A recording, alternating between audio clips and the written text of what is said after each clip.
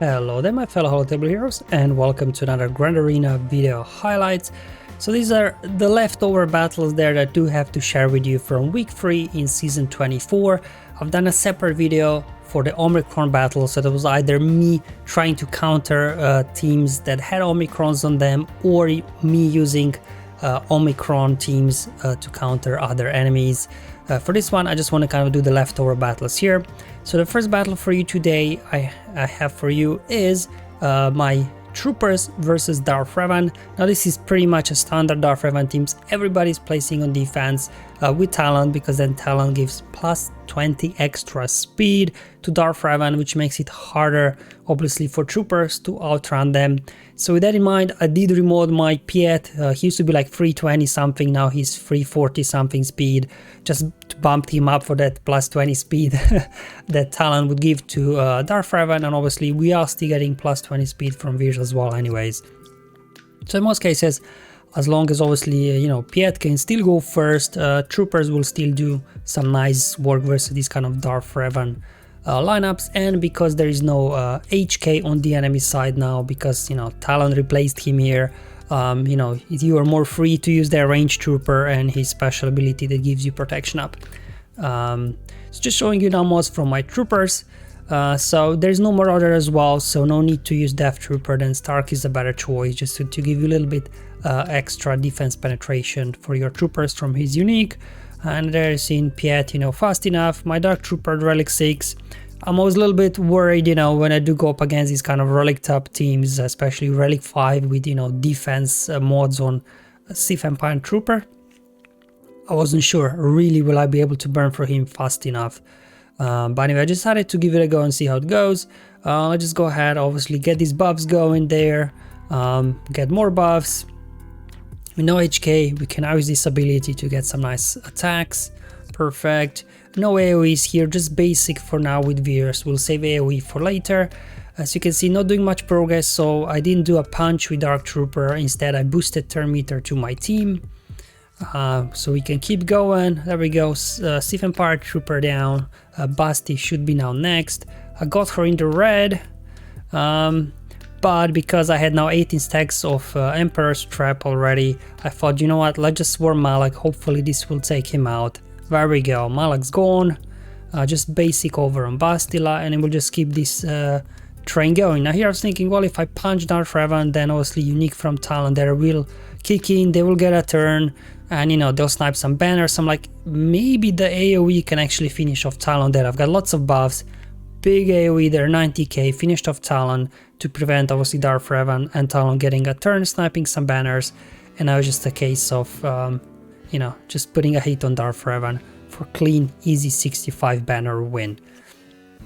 So troopers, even with Talon, still works. You just need a little bit more speed on them.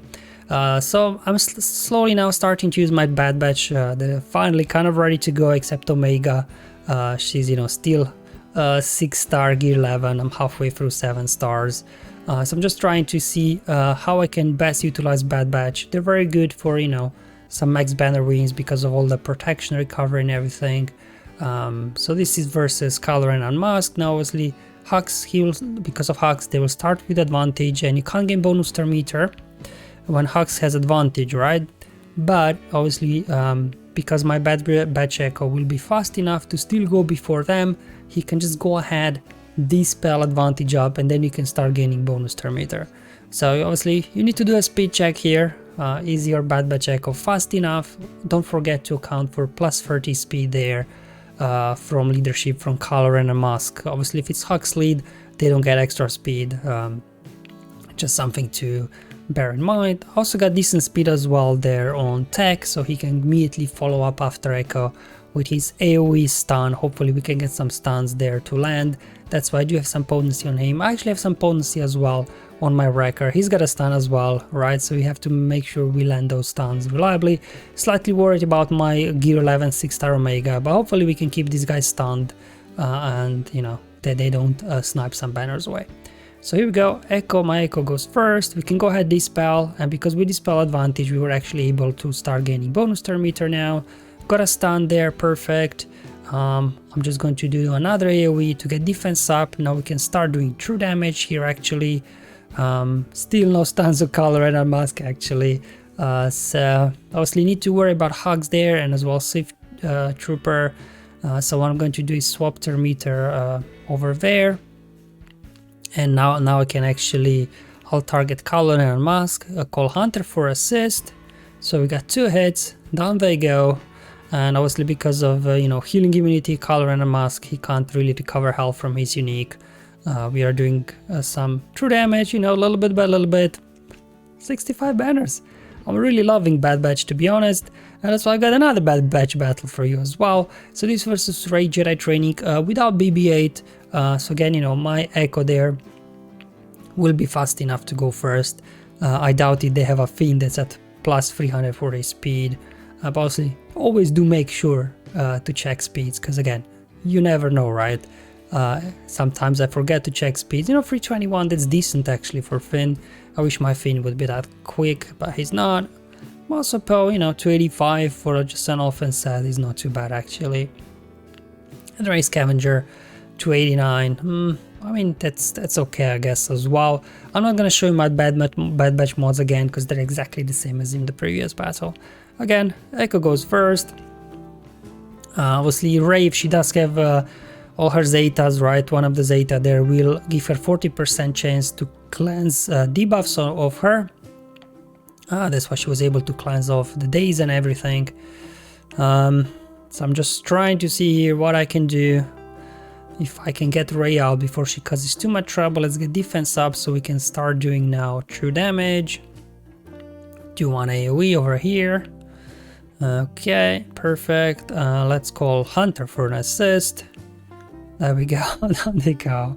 But obviously because of Rey's healing immunity that you cannot dispel, that did snipe one banner away from me for 64. So definitely having a lot of fun with Bad Batch in Grand Arena. Now, this is Jedi Master Luke versus Rey. Now, normally versus Rey, I wouldn't do Jedi Master Luke Skywalker, but because this Rey is high offense, low health, not that fast, I'm assuming my opponent, you know, just was going for max offense on her. I actually was able to outrun her with my Master Luke, because my Master Luke, he's not that fast, he's really modded for maximum protection, just that it increases the true damage from inherited teachings ability that you get through his leadership. So normally, yeah, I wouldn't do this, but because I saw that my Jedi Master Luke will be faster, also very low health on Rey, I'm like, you know what, I might give this a go so I can use my Sith Eternal and armor elsewhere in that particular round. Because obviously if your Jedi Master Luke goes before Rey, he can use Efflux, hopefully landing an ability block on Rey so she doesn't start pumping lifeblood onto the field. Also when it comes to speeds, obviously with Rey on their side they will be getting plus 30 speed, whereas on our side Jedi are getting plus 40 speed. So again, there is a little bit of advantage there as well. Even for example, if enemy Rey would be just, you know, few points speeds faster than my Master Luke, we would still be able to go before her, but even that shouldn't be an issue. Now, different people like to bring in different Jedi here. I know a lot of people like to bring in Grandmaster Yoda. I'm not a big fan of that. Because, you know, every time we gain bonus turn meter, Rey will be juicing up her offense. So instead I'm just gonna bring in here Jedi Knight Luke for the stuns, so we can keep the rest of the team under control. Of course, except Rey Jedi training, she's got a self cleanse, right, 40% chance to cleanse debuff from herself. So we go, get stun out there.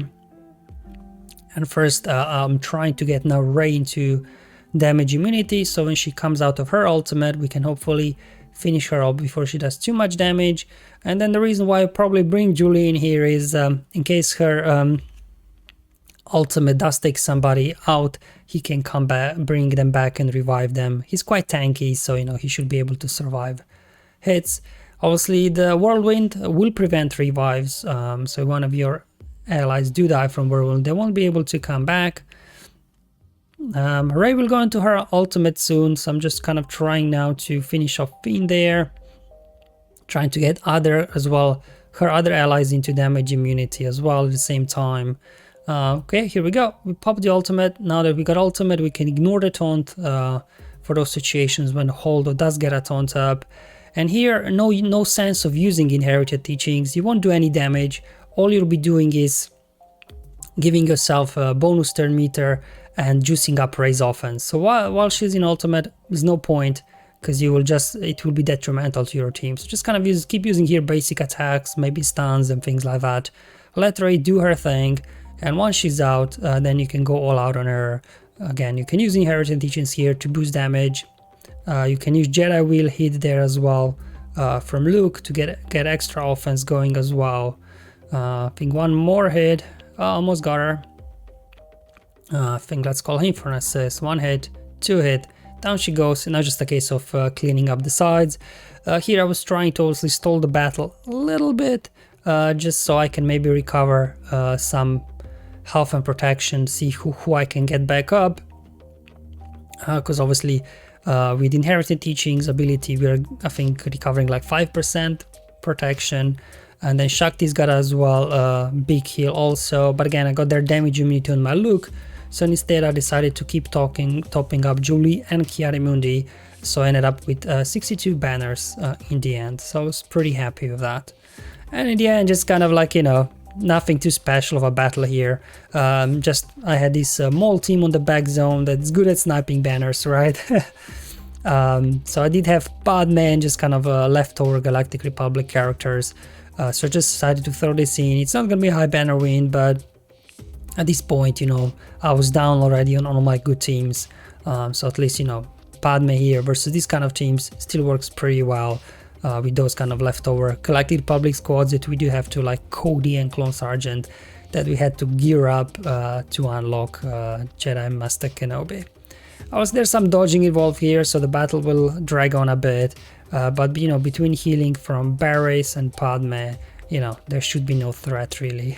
I already lost all the banners I could here anyway, so it's gonna be 60 banners or 55 banners in the old war, right?